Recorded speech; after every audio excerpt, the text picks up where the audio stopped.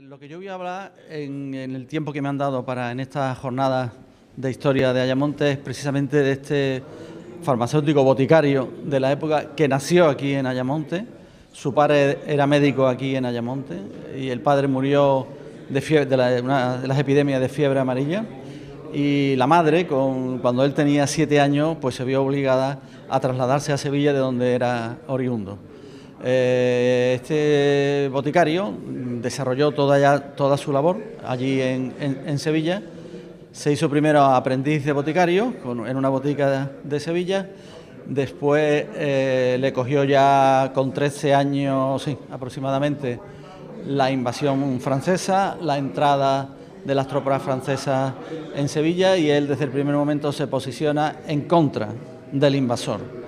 Él lucha e incluso se enrola en uno de los ejércitos, en el cuerpo de sanitario, y allí es cuando de verdad se hace boticario práctico en el ejército, luchando contra las tropas napoleónicas. Una vez tras la batalla de Bailén, cuando las tropas francesas se retiran, él termina en el colegio de boticario los estudios de botica, abre una botica en Sevilla, en Triana, y toda su vida la desarrolla así. Lo que pasa es que era un hombre inquieto, era científico, era estudioso, llegó a ser académico de buenas letras de la Academia en Sevilla, militó en el Partido Liberal y en el trienio liberal fue alcalde constitucional de Sevilla con destino en el barrio de Triana, es decir, que fue un hombre extraordinariamente polifacético, oriundo de aquí, de esta ciudad de Ayamonte. Yo voy a hacer un resumen porque más extenso es precisamente en el discurso mío de ingreso en la Academia de Farmacia de Murcia. El tema que yo trato son los dos Fabiés, porque hay dos: el padre, que es el que nació en Ayamonte, y el hijo, que después ya fue ministro con Cánovas del Castillo. Yo, del libro del discurso, una vez que termine mi ponencia, voy a entregar un ejemplar para que se quede aquí en Ayamonte, pues en la biblioteca municipal o donde corresponda. Hombre, pues la ciudad de Ayamonte es una ciudad histórica, evidentemente fronteriza, es una ciudad histórica, es una ciudad que conozco, vamos a decir, relativamente bien, porque tengo la fortuna en los veranos de pasarlos muy cerca de Ayamonte, en la playa de la Antilla. Entonces vengo y tengo amigos aquí, entonces venimos con relativa frecuencia, sobre todo en el verano. Los días de verano por las noches son muy agradables aquí en Ayamonte, o sea que conozco, me encanta pasear por el centro histórico de Ayamonte y evocar pues todos los rincones históricos que tiene una ciudad como Ayamonte. Don Joaquín, tiene usted la palabra. Muchas gracias. En primer lugar, quiero agradecer al comité organizador de estas jornadas tan interesantes de historia de la ciudad de Ayamonte, particularmente a María Antonia, también al profesor Antonio Sánchez, porque algo tiene que ver en mi venida aquí hoy, y estoy encantado de estar aquí en Ayamonte. Lo que les voy a contar es un resumen de lo que yo he podido investigar de la figura de Antonio María Fabié y Gálvez, y que le he puesto el título de ilustre boticario natural de Ayamonte, nacido aquí en esta ciudad. El resultado de la investigación, o por lo menos todo lo que yo he podido recopilar de hace unos años para atrás, lo he escrito en este discurso de ingreso en la Academia de Farmacia Santa María de España de la región de Murcia, que ha recuperado un título antiguo que tenían ellos, y que le puse, también lo tienen ahí en la pantalla, de la Ilustración a la Restauración, Antonio María Fabié y Gálvez, y Antonio María Fabié y Escudero, que es su hijo, dos egregios farmacéuticos. Mi interés viene por ahí, por mi relación con la profesión farmacéutica. Un ejemplar de este discurso que tengo aquí lo haré entrega luego para la biblioteca de la ciudad de Ayamonte. En Sevilla existe una calle, que es la calle Fabié, que está en Triana, y que está dedicada al hijo de nuestro protagonista, es decir, del que nació aquí en la ciudad de Ayamonte. Esta es la calle Fabié, muy cerca de cruzando el río, en el Altozano, y Antonio María Fabié y Escudero, porque los dos se llaman igual en su nombre y su primer apellido, tienen también una placa típica de cerámica trianera en la calle San Jacinto, y que la pueden leer, en el antiguo número tal: nació filósofo, historiador, erudito Antonio María Fabié y Escudero, último ministro de ultramar, presidente del Consejo de Estado, presidente del Banco de España, académico de la historia, académico de la lengua, presidente de varios congresos internacionales americanistas, gobernador del Banco de España, en fin, una personalidad vinculada a la personalidad de Antonio Cánovas del Castillo. Fue ministro de ultramar con él. Entonces mi interés, al ser licenciado en farmacia, me llega el padre, hasta bastante desconocido, también tengo que decir, en honor de la verdad, que la figura de Fabié es bastante desconocida también en Sevilla y solamente quizás los círculos o historiadores o círculos muy culturales de Triana son los que más lo pueden conocer, pero en general el pueblo de Sevilla desconoce bastante la figura de Fabié. El hijo, Antonio María Fabié y Escudero, escribió una biografía de su propio padre, al que admiraba, y ahora diremos algunas razones, ¿no?, que le llamó Biografía de Antonio María Fabié y Galvez. El autor es su propio hijo y está editado en la imprenta y librería Calle de la Sierpe, número 35, antiguo 73 moderno, año de publicación 1871, que es la muerte del padre ayamontino Antonio María Fabié y Galvez. No es el primer documento que cayó en mis manos al ir tirando de los hilos, y ahora le diré cuál fue el primer documento que me llamó bastante la atención, y de ahí mi dedicación a investigar esta interesante figura. Esta es la portada del libro, señor don Antonio María Fabié y Galvez, y ahí tienen la reseña abajo, que no se ve bien, de la imprenta que hemos dicho de la Calle de la Sierpe y tal, y al que he podido leer, documentar, y ahí está gran parte de lo que yo voy a decir, y otra parte, pues lógicamente, son archivos, bibliotecas, etcétera. Esto no lo pueden leer ustedes, pero tampoco importa mucho, es el primer documento que, digamos, que me hizo saltar las campanillas. Es un documento firmado por Antonio María Fabié y Galvez, y cuyo encabezamiento, quizá aquí se lea un poco mejor, dice que es presidente del Colegio de Farmacéuticos de esta provincia, es decir, de Sevilla, cosa desconocida, porque los archivos del Colegio de Farmacéuticos de Sevilla, por desgracia, mucho se perdió en las inundaciones que allí alcanzaban unos niveles muy altos y de las grandes avenidas del río Guadalquivir. Aquí también se dice que este señor, nacido en Ayamonte, académico de la Academia de Buenas Letras de Sevilla, también subdelegado de Sanidad, cosa que iremos viendo posteriormente. Este documento es un certificado que él hace a favor de su hijo, es decir, Antonio María Fabié y Escudero, cuando estudió la carrera de farmacia, por cierto, que fue la primera que estudió. Después ya en Sevilla estudió Filosofía y Derecho, y él se vincula ya con Antonio Cánovas del Castillo. Es un certificado que garantiza las prácticas que tuvo que hacer su hijo en una farmacia para poder validar el título, y tiene la fecha de 1853 y la firma, que la veremos luego como dato curioso, ¿no? Esta es la imagen que he podido conseguir, porque cuando yo publiqué las primeras cosas de Antonio María Fabié y Galvez y Antonio María Fabié el Escudero, padre e hijo, pues la familia, la descendencia de la familia, me localizaron, y claro, inmediatamente yo entramos en contacto mutuo. Hay una rama de la familia, en Sevilla no queda nadie, que está en Cataluña, concretamente en Barcelona. Y entonces me suministraron material fotográfico importante de la familia, y entre ellos, lógicamente, la fotografía en su madurez, de Antonio María Fabié y Galvez.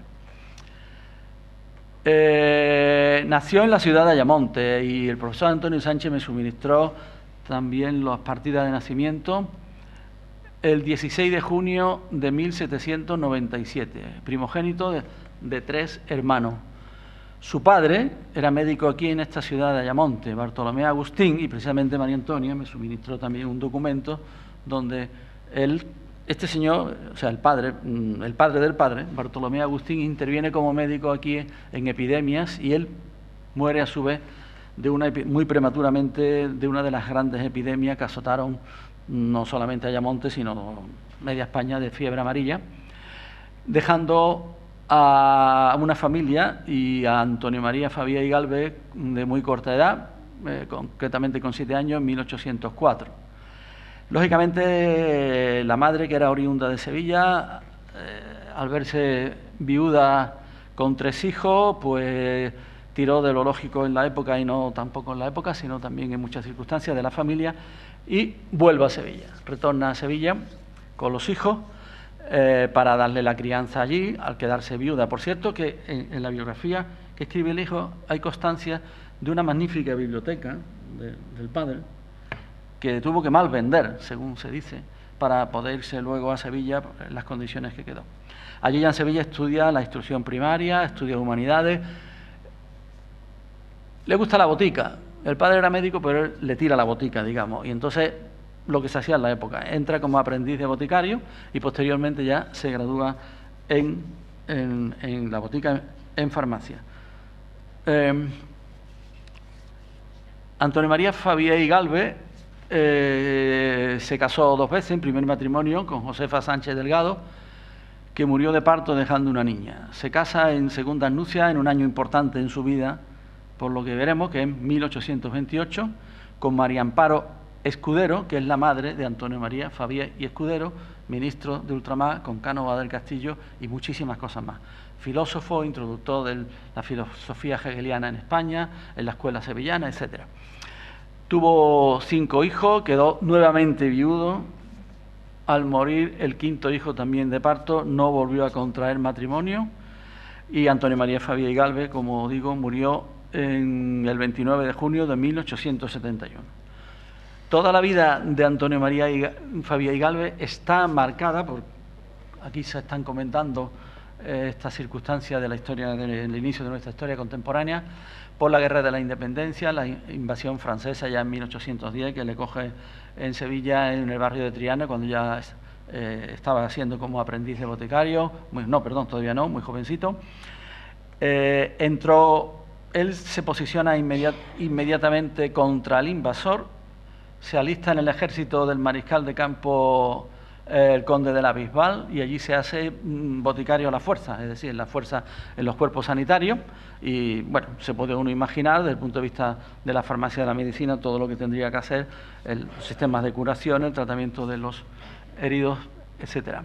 Él vive intensamente, él va a militar en el Partido Liberal, todos los acontecimientos de Cádiz, la Constitución de Cádiz, al militar en el Partido Liberal, en el trienio liberal, él va a ocupar cargos tan importantes como lo veremos luego, como alcalde V constitucional de Sevilla durante todo el reinado de Fernando VII. Cuando termina el trienio liberal, totalmente significado, protegió a personas, protegió a su maestro boticario, tuvo que quitar documentación de en medio.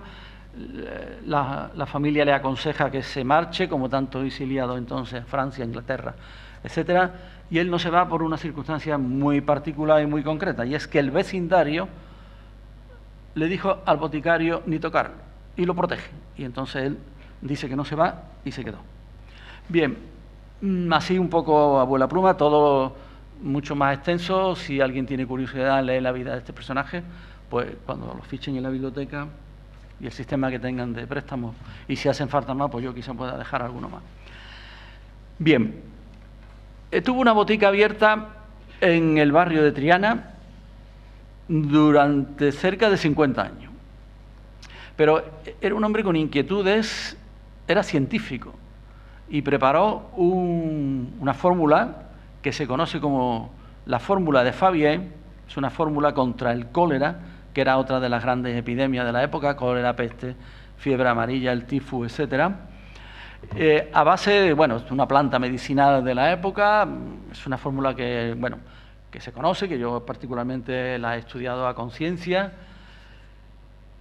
que sale publicada en la Gaceta de Madrid, que los médicos, tantos, podemos decir, del área de la medicina interna como de la cirugía, se interesan, que es un boticario enormemente respetado, no solamente en la ciudad a la que tuvo que irse por las circunstancias trágicas de quedarse huérfano a la ciudad de Sevilla, sino que incluso forma un equipo, entre comillas, diríamos equivalente hoy a un equipo de investigación con médicos para poder publicar, y se publican los resultados que se obtienen en el tratamiento del cólera con la fórmula de Favier, así consta en la Gaceta de Madrid, así consta en varias publicaciones de la época, y que él rescata de una investigación que cayó en sus manos de algo que se hacía en Cuba, etcétera, etcétera, que aquí tampoco viene a profundizar en eso.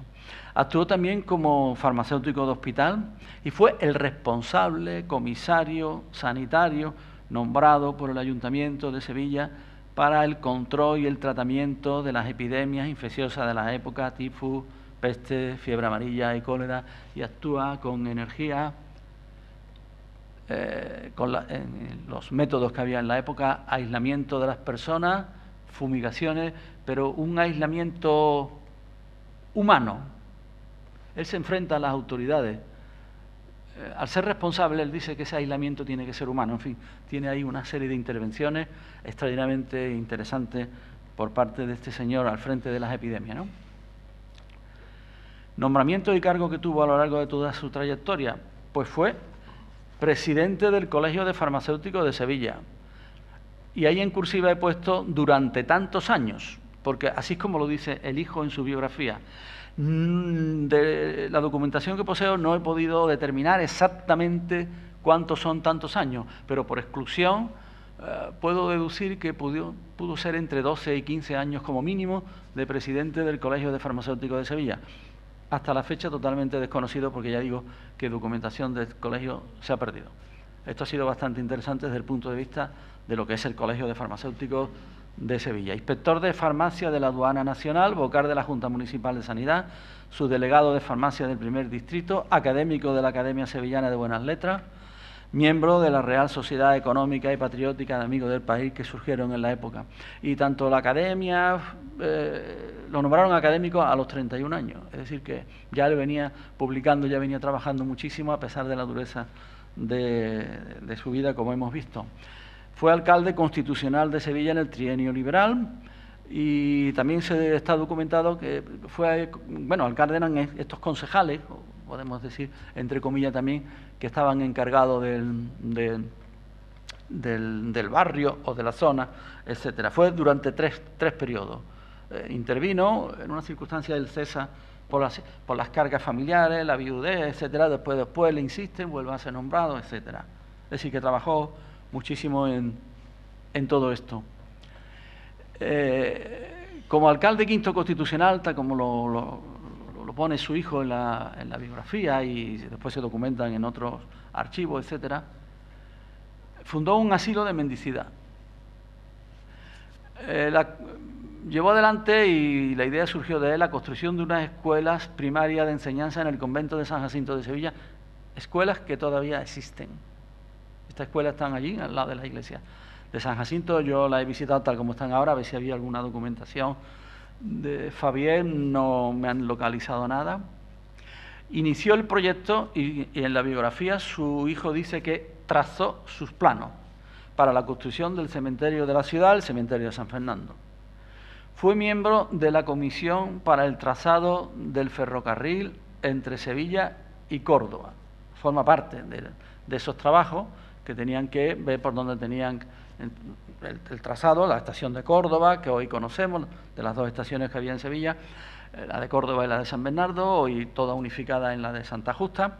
Y aquí hay una cuestión extraordinariamente interesante, porque él se opone tenazmente, y así está documentado, a que se destruyeran las antiguas murallas y puertas que habían en Sevilla. La ciudad de Sevilla fue una ciudad totalmente amurallada, pero en la parte que va desde la Puerta Real, es decir, donde está hoy aproximadamente los hoteles nuevos que se hicieron, la estación de Plaza de Armas, toda esa zona, hasta la Puerta de la Macarena. Y se enfrenta con todo el que se tiene que enfrentar. No ganó la batalla, y eso está sacado literalmente de la biografía que escribe su hijo. Esta es una imagen, un azulejo. Esta es la Puerta de la Macarena. Existe, no como la que fue, porque fue muy reformada luego por arquitectos de principios de siglo, Pero la puerta de la Macarena, el arco de la Macarena existe. Esta no existe, como todas las puertas de Sevilla prácticamente, menos el postigo del aceite y la puerta de Córdoba, todas fueron derribadas en la segunda mitad del siglo XIX por una serie de circunstancias. Y esta es la puerta real, la puerta de Goles, también llamada así, a que él se opone tenazmente junto con el lienzo de muralla que llegaba, que era bastante largo, hasta la puerta de la Macarena. Estos soportales que se ven aquí, los soportales existen todavía, esos soportales existen y ahí queda un lienzo pequeñito, unos restos de muralla quedan allí, queda este resto de muralla y ahí es donde está la placa que se colocó, de donde estaba la puerta real o la puerta de Goles. Ahí existe otra placa, esta no voy a comentar nada, que es alusiva a los muelles de Sevilla y alusiva al rey Felipe II. De esa no voy a hablar para no entretenernos mucho. Bien, esta es, como cosa curiosa, y lo pongo por un detalle, la firma de Antonio María Fabié, una firma típica, si se comparan con otras de la época, pues... lo pongo porque algunas veces, como ahora se está moviendo un poco, o por lo menos desde que hay gente en Triana y en Sevilla que se han enterado de esto de Fabié, me pregunta, oye, ¿era Fabié o Fabie? Pues fíjense el hermoso acento, la tilde, con la que él mismo firmaba, ¿no? Le voy a poner un detalle él ingresa en la Academia Sevillana de Buenas Letras, el año 1828, con un discurso de ingreso que es esto está en los archivos, lógicamente, de la Academia en Sevilla. Antonio María Fabié, disertación sobre el aire atmosférico, 8 de febrero de 1828. Este discurso, claro está, yo he tenido la oportunidad de tocarlo, verlo y leerlo, ¿no? Es un discurso extraordinario, adelantado a su tiempo incluso, en apreciaciones científicas de la época, de lo que es el aire para la salud, el aire para la vida, eso que se habla hoy del ecologismo. Evidentemente él no habla del ecologismo, pero es la necesidad del aire, es un discurso científicamente perfectamente documentado, a la altura de su tiempo si se comparan con los conocimientos científicos de la época. Así es como empieza, ¿no? Nada hay para el hombre más interesante que las ciencias. Así es como empieza él, y se desarrolla todo el discurso que está allí en este archivo. Y este es el segundo discurso, que él tiene también, una disertación sobre el fluido eléctrico. Es decir, ¿qué sería hoy lo más novedoso de lo novedoso de Internet? Eso que llaman ya el 4G. Bueno, pues eso es lo que él hace. Eso es lo que él hace.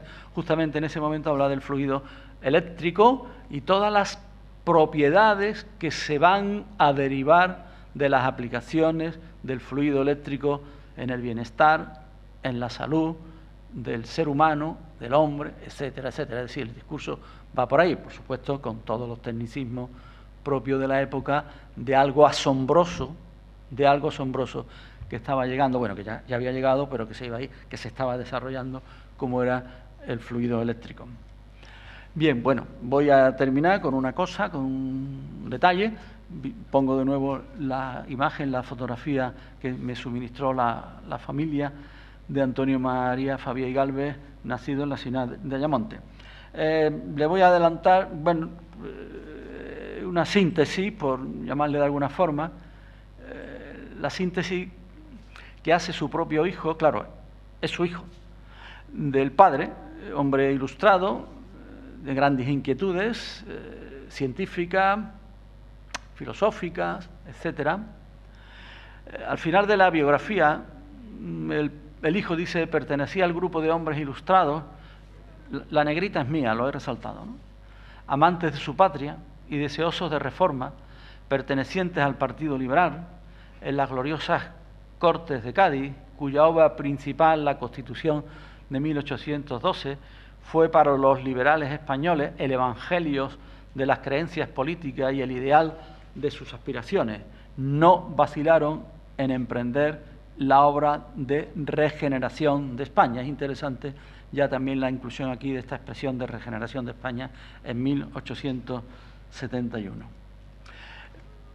Lo que sí les quiero decir que a instancias de este que le está hablando aquí hoy, el Colegio de Farmacéuticos de Sevilla ha tomado la iniciativa de solicitar, y en este momento está en pleno trámite porque el papeleo se inició a la vuelta del verano, es decir, a mediados de septiembre, de solicitar una placa pública en este lienzo de muralla que se conserva allí en la calle Alfonso XII, en la zona de la Puerta Real, la Puerta de Goles, y que él defendió con ahínco y a capa y espada que no se derribaran las puertas y estos lienzos de muralla de Sevilla. Se ha redactado un texto, esto tiene unos trámites como en cualquier otro de los ayuntamientos, que yo se lo quiero anunciar aquí y espero que dentro de poco esto pueda llegar a efecto y tendrá noticia el pueblo de Ayamonte, evidentemente. Antonio María Fabiá y Galvez, Ayamonte, 1797, Sevilla Triana, 1871. Presidente del Colegio de Farmacéuticos de Sevilla y alcalde quinto constitucional de Sevilla en el trienio liberal, quien defendió con firmeza el mantenimiento patrimonial de las murallas de Sevilla, especialmente el tramo entre la Puerta Real y la Puerta de la Macarena. Real Ilustre Colegio Oficial de Farmacéuticos, esperemos que el texto no sufra modificaciones y que todo el trámite por parte del Ayuntamiento vaya por buen puerto. Pues nada más. Muchas gracias por la atención.